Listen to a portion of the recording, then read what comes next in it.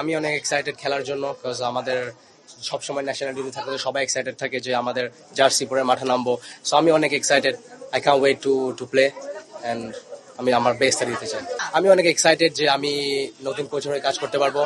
আমি মনে করি যে উনি অনেক ভালো মানের কোচ হবে অ্যান্ড আমি অনেক এক্সাইটেড মাঠে নামার জন্য।